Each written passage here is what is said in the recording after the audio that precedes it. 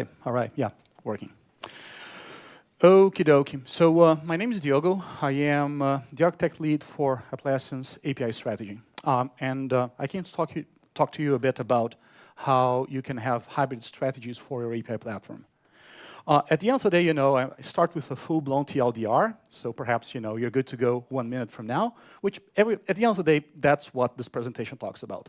There is no one-size-fits-all strategy to your APIs. And if you need to figure out what's the best strategy, think about teams. It's very easy for people who are getting started in an API journey to get overwhelmed. It's so many things. You've been here, we've been hearing about API design, you've been hearing about security, you've been hearing about documentation, all sorts of things, and it does get overwhelming. So how can we be smart about the sort of investment that we do regarding different kinds of APIs? Who here has ever heard of the Dunbar number? Good, I got a handful of people. So the Dunbar number is this number suggested by this anthropologist called Robin Dunbar. Actually, if you do a Google search, you're going to see a picture like that. The real number is just that big one, 150. And what he proposes is that human beings can, on average, maintain up to 150 stable relationships. It doesn't, we're not talking about the number of Facebook friends that you have or Twitter followers. In my case, it's kind of the same.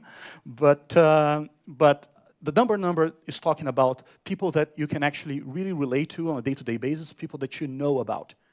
With that in mind, my proposal is that the Dunbar number can be used for APIs as well. If you think about APIs, there's 3 major categories that somehow walks hand in hand with some of the stuff that was discussed in today's keynote and yesterday's as well. And if we were to categorize, this is where we're landing at Atlassian. There's 3 major layers. At the very root of them, you have this very simple, beautiful scenario of a single team API. We're going to talk a lot about that, but single team APIs, let's go through a handful of examples. So a single team API may be that API that's dedicated to your SPA and nothing else. Everything in your team, those 2 things belong to your team. Perhaps you're a full stack team, so everything is good in there. Perhaps that single team API is a BFF, is a backend for front end, and something that you built to support a specific mobile client. Or perhaps you have drunk the microservice Kool-Aid, and what you do is you have lots and lots of small services, and many of those communicate internally just to other sibling services. So for example, if we're doing Kubernetes, all those microservices are within the very same pod. They are not consumable by teams outside that very small subnetwork. So on the other far end, the other extreme end, you have what we've been talking a lot during this whole conference, which is countless team APIs. Those are those are APIs that are supposed to be consumed by teams that are very varied, and that usually they go way beyond our ability to reason about.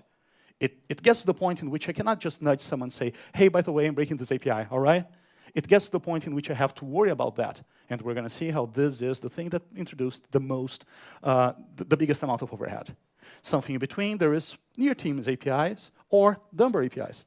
Those are APIs that are consumed by more than 1 team, a handful of those, but it's still a small enough number that you can negotiate a bit of that. So part of the overhead of overall managing your APIs is actually driven a bit down. So let's dig, shall we? Whenever we're talking about a single team API, they have 4 major traits. The most important one of them is they are fast and breaking. They're your classic move fast and break stuff because you own everything. You own the API, you own the client. So it's not, if you're introducing a breaking change, it's all right. You are the team who's going to suffer the consequence.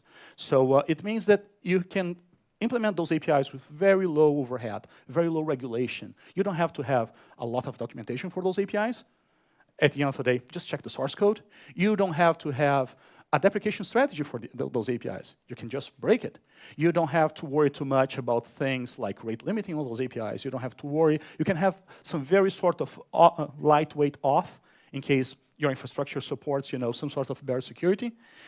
And those APIs are optimized first and foremost for latency, for low latency. Those things exist and are built upon as small services so that they can communicate real fast. The secondary goal here is internal development speed. I want to do whatever is fastest for my own team because nobody else touches that API. Those APIs are very convenient, but they have low reuse. They're just reused within your team. Hence, they have low value. On the far end, you have ecosystem APIs. Those very, very broad ones used by, hopefully, a lot of people. That's what we all want to have, right? As platforms, those are the things that we want to deliver. Those are categorized by being the sort of long-term support API. You heard about LTS, right? It's in Linux distributions, it's in Node.js, etc.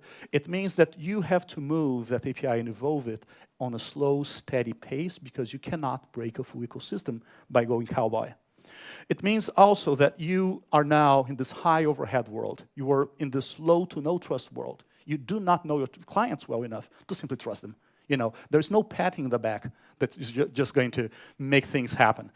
You have to worry a lot about security. You have to give people deprecation policies. You have to give people SLAs. You have to worry about all the things that we have been talking about in this conference. Those ecosystem APIs, they are focused on adoption. They're built with good design, for example, if they're well made, so that it's very easy for people to start playing around with them and eventually, hopefully, build some sort of business around them. They have, if well done, very high reuse, hence they are very high value. Third, that thing really in the middle, you have your near team APIs or dumber APIs. Those APIs that are built by one team and then consumed by a handful of other ones.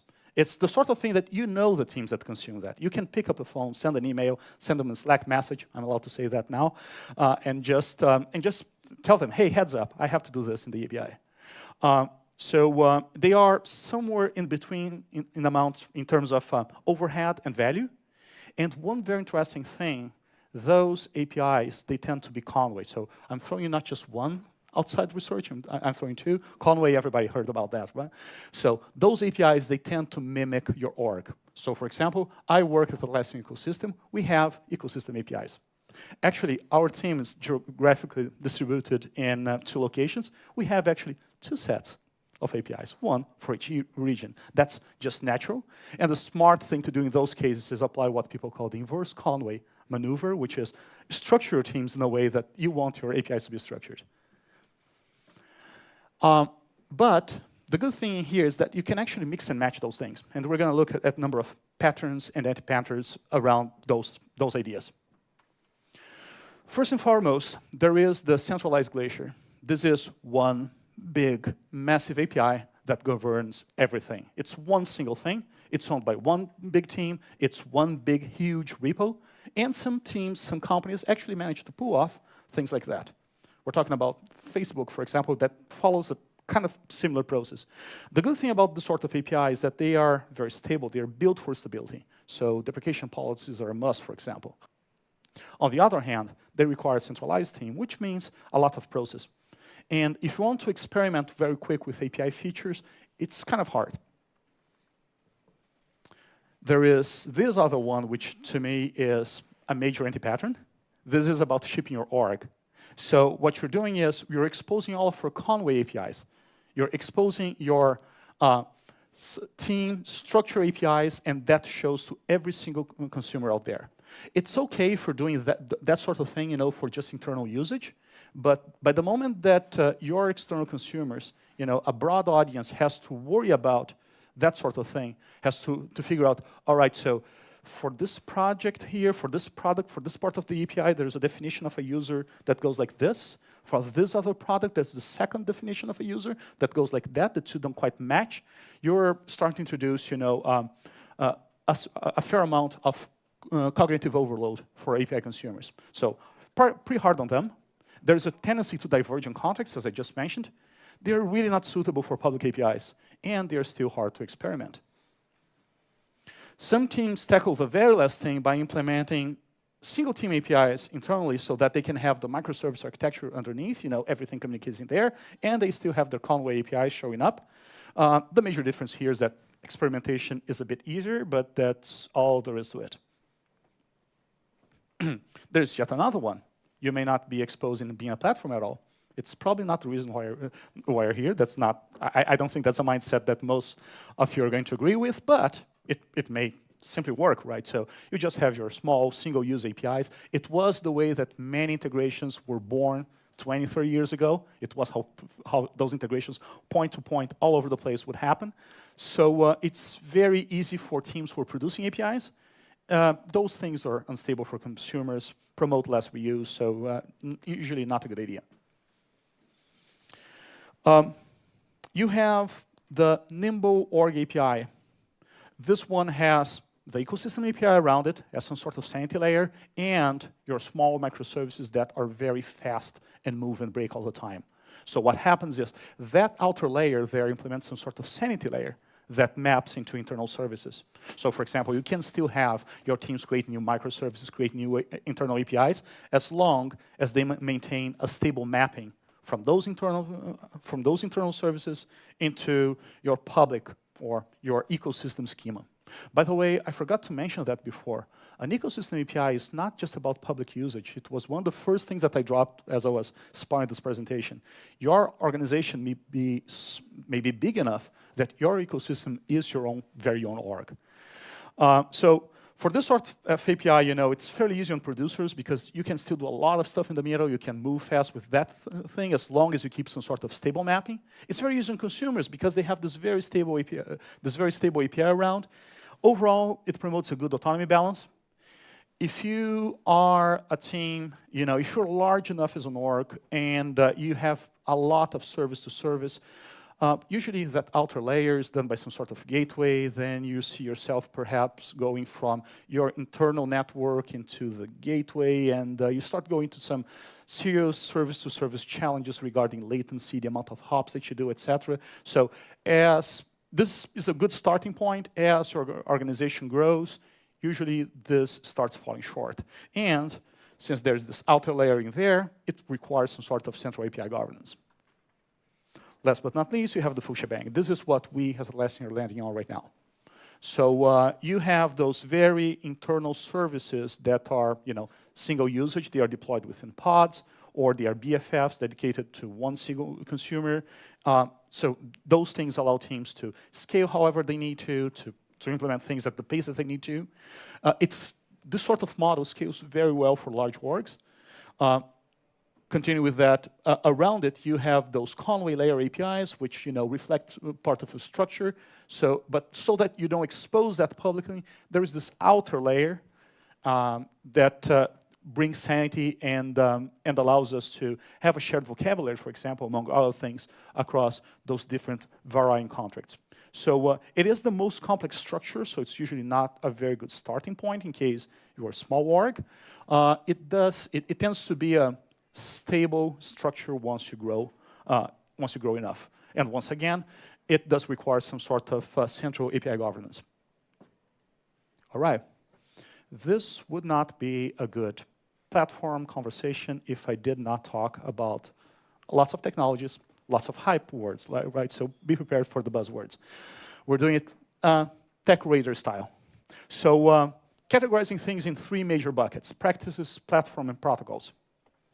API design and governance, you need that for your ecosystem layer. You need that for your Dumbbell layer because there's enough consumers to justify for that. For your internal stuff, it doesn't really matter. Operational guarantees, we're talking about things like deprecation policies, SLAs, etc. Once again, very important for whenever you have multiple consumers to your API. If it's all within your team, yeah, don't bother. Consumer-driven contracts. Lots of talks about this. Awesome. I was very happy that a lot of the decorator actually showed up in the grid, and there's a couple of things that didn't. It's such a good practice for so many things that even for very internal usage, it can be done for a lightweight thing. Just be careful with one thing, though. For ecosystems, your audience is so large and diversified that you cannot have consumer contracts for every single person out there. So what you're probably looking to do in here is establish personas who can represent those things and turn those personas into executable examples, and those are the things that you're going to test. Gradual rollouts in the sense of start by making your API single use, then move that to become some sort of number API, then move that into becoming some sort of private bat API that external users, developers can consume until you move that into a public thing. So this sort of rollout allows you to continually gather feedback as you go through. It's a very good dogfooding practice. Real-time monitoring and tracing. Lots of people talked about that one. You know, I don't, not much to compliment on that. It's kind of, and of course, it's a sort of thing that would be required everywhere. Service meshes are all the hype these days. There's been a couple of conversations, a bunch of talks already happening here. The thing that's interesting about service meshes is that it's not that valuable for your single-use APIs. You don't have to do service discovery in there. Your needs for auth are very light. So there's not much casing there. For your ecosystem API, your clients are so diverse and usually running their own infrastructure that the mesh story is also not that strong. That is very good for your middle internal org APIs. So that's why it sits right there in the middle. Still quite valuable if you have a large enough problem, you know, a large enough internal microservice architecture. API gateways, once again, the sort of thing that you need at the middle and outer layer. You don't need that amount. The value that API gateways bring into the mix are usually nothing that significant for your single-use APIs. A very common pattern, though, is to implement your single-use things into a pod and actually have a gateway as the entry door into those services. That provides you with a good abstraction layer, allowing you to move things underneath in the pod quite fast. Hypermedia, HTOs overall. Once again, why would I care about that in a very simple service-to-service communication that's happening within a pod? GraphQL. We at Atlassian have just announced our plans for a public GraphQL API. It's massive, and it's a big story for us towards API consistency. Our GraphQL API is this outer layer that you're seeing here. So it's very good for for consumers. We talk a lot about this in here as well. There was a great keynote about that sort of thing. So yeah, it's a useful thing for the outer layer. ThoughtWorks TechRadar describes GraphQL being used at the middle layer as some sort of abstraction to internal services. It's an interesting pattern, worth having a look. Our sockets. Who here has heard of that? Yay. That's an extra nerdy thing. If you are building very internal APIs, that might be something to look into. Oh, by the way, that extra dot in the outside, I really don't recommend it. I forgot to take it out. So our sockets is this protocol based in sockets, surprise, surprise. And those sockets can run on top of HTTP, TCP, and a couple of proprietary protocols. And it can be some sort of channel for delivery of RESTful and GraphQL APIs.